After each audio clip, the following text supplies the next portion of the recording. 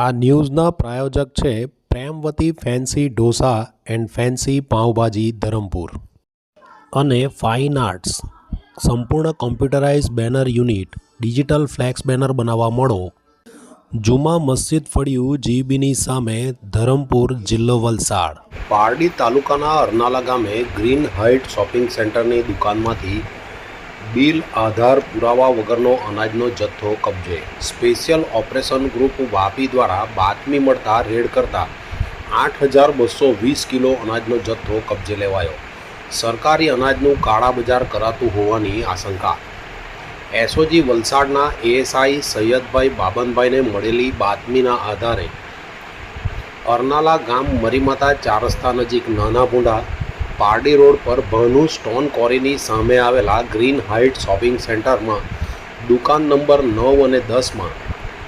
Mahadev enterprise નામની દુકાનમાંથી અનાજનો જથ્થો મળી આવ્યો હતો, જેના માલિક કૃણાલ ભેરુભાઈ ગુજ્જર રહે ગોળદા તાલુકો વાલોડ જિલ્લો તાપી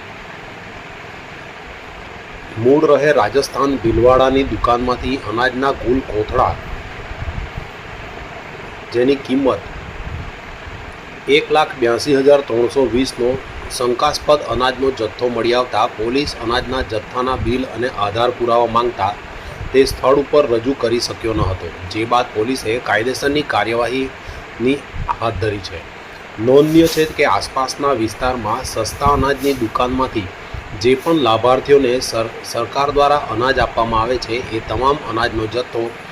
લાભાર્થીઓ આવા દુકાનદારને વેચીને રોકડ કરી લેતા હોય છે, જેના કારણે વેપારી સરકારી અનાજનો જથ્થો લાભાર્થી પાસે છૂટક 1 કિલો 2 કિલો 3 કિલો ખરીદી કરી એક મોટો જથ્થો એકત્ર કરીને માર્કેટમાં વેચી તગડી કમાણી કરી રહ્યા છે અને આ તમામ કામગીરી કેટલાક સરકારી બાબુઓની છત્રછાયામાં થતી હોવાની પણ આશંકા છે, જેના કારણે બિંદાસપણે આવા વેપારીઓ કપરાડા હોય, પારડી હોય કે ધરમપુર તમામ સ્થળે ખૂણે ખાંચરે જગ્યાઓ રાખી અનાજનો જથ્થો સંગ્રહ કરી એકસાથે વેચાણ કરતા હોય છે। જો તળિયાઝાટક તપાસ કરવામાં આવે તો ચોક્કસ કોઈ સરકારી અધિકારીની મિલીભગત પણ સામે આવી શકે છે। બાકી ગરીબની થાળીનું અનાજ આવા વેપારી પડાવી લઈને પોતાનો ધંધો ગ્રામીણ કક્ષાએ જમાવી રહ્યા છે। હાલ તો એક નાનકડી કડી પોલીસને મળી છે,